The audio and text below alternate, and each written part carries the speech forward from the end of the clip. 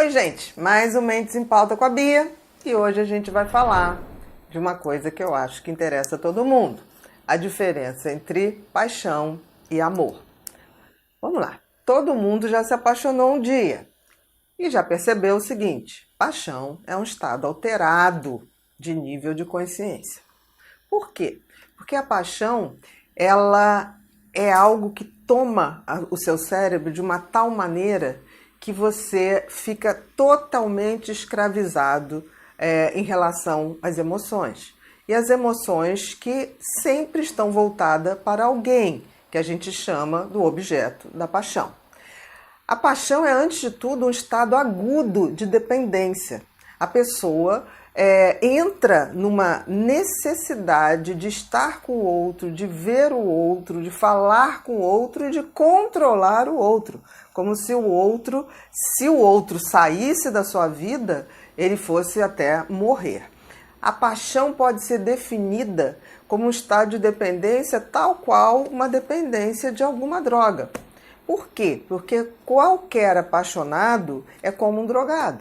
Defende sua droga inevitavelmente. Quantos amigos da gente já não se apaixonou por alguém que a gente estava vendo na cara que não era uma pessoa bacana, que era uma pessoa que traria problemas, ou uma pessoa dissimulada, manipuladora, e aquele amigo insistia em dizer que aquela mulher ou aquele homem era a melhor pessoa do mundo, que a gente estava sendo injusto, que a gente estava falando sem saber, e cortava a amizade mesmo. Todo mundo já vivenciou isso e todos nós já nos apaixonamos também e sabemos que o apaixonado vê o seu objeto de paixão sempre de uma maneira positiva, sempre de uma maneira idealizada.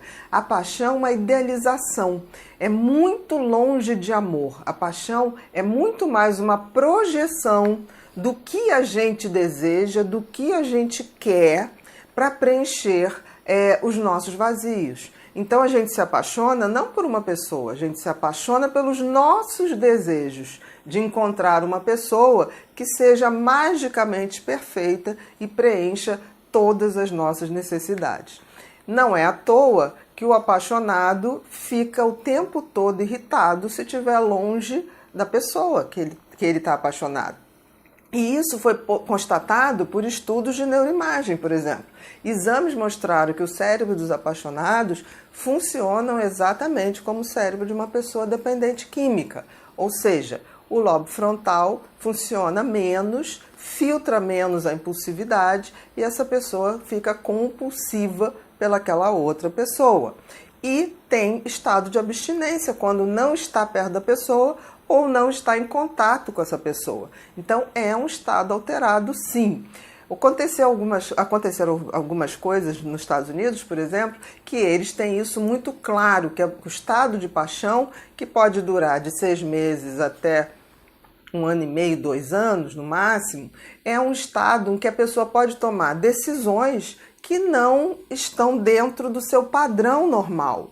Então, muitas pessoas que se casaram no auge de uma paixão aguda, por exemplo, em 1, 2, 3 meses, podem anular um casamento se for provado por um médico que aquela pessoa estava num estado de paixão tão grande a ponto de alterar o seu juízo crítico, a sua percepção do outro e a percepção de que ele dependia do outro inteiramente.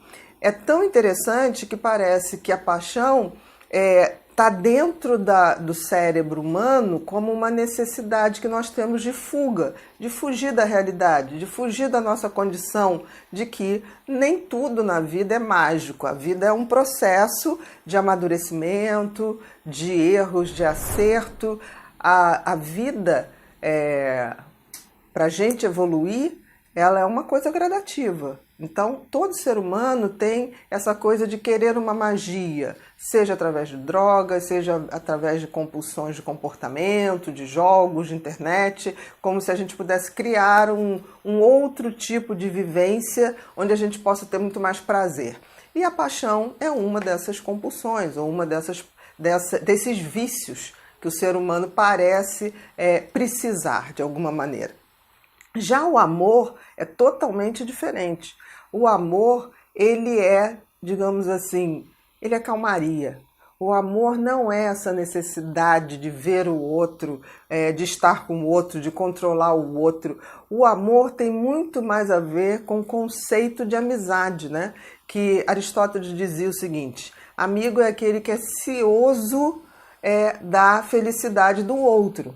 Quem ama quer ver o outro feliz, independente de estar perto de si ou depender de si para ter essa felicidade. Então, quem ama quer ver o crescimento do outro, quer ver o outro se dar bem, mesmo que não esteja mais com essa pessoa. O amor é generoso, enquanto a paixão é absolutamente egoísta. O apaixonado, ele quer que o outro fique bem, desde que seja ao seu lado, desde que seja por seu intermédio. Então, eu fico pensando, nós vivemos um mundo em que a paixão é difundida como amor, e não é. Né? Então, todo mundo, se você for ver as canções de amor, seja elas de qualquer estilo, MPB, sertanejo, rock, sempre fala de um sofrimento, de uma dor. Isso é paixão, isso não é amor. Então, eu vejo muitas pessoas, não só adolescentes, o adolescente está mais predisposto a se apaixonar, né? Até porque ele tem uma imaturidade ainda de lobo frontal, que dificulta muito ele poder fazer essas diferenciações. O adulto também, todos nós podemos nos apaixonar, mas com o tempo essa paixão aguda e tão avassaladora começa a acontecer mais, porque a gente vai tendo a sabedoria de saber que aquilo é um movimento de fuga do nosso cérebro e que passa.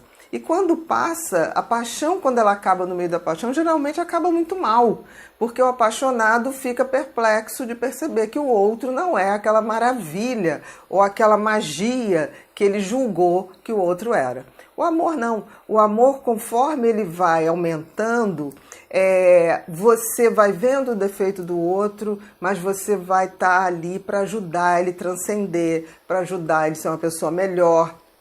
O amor é como o olhar de pai para filho, né? Que vê ele crescer, sabe dos seus erros, sabe da limitação dos seus filhos, mas admira também. Tem aquele movimento de admiração, de respeitar o tempo das pessoas. Amor é respeito. Na Índia, se costuma dizer que um amor é como um chá. Você vai botando a água para ferver, ele vai fervendo aos pouquinhos e vai ficando cada vez melhor, né? Aqui a gente não lida muito bem com esse conceito. Então, eu acho que está na hora da gente rever as canções, as ficções, os filmes. Eles sempre nos vendem uma paixão como amor, mas amor é outra história. A gente tem que saber disso, porque as melhores histórias de amor são as melhores histórias de amigos. E eu estou falando porque muitas vezes começa-se uma amizade e essa amizade pode virar amor. Amor entre duas pessoas, com sexo ou sem sexo. Então, assim, o grande, claro, se a gente consegue uma amizade virar um amor com o toque sexual de aconchego, claro que é maravilhoso. Eu digo que é o amor completo, mas a gente tem que começar a parar e rever que amor não é mágica, né? Talvez o amor seja o grande parceiro da nossa transcendência aqui nessa vida. Então, fica a dica para vocês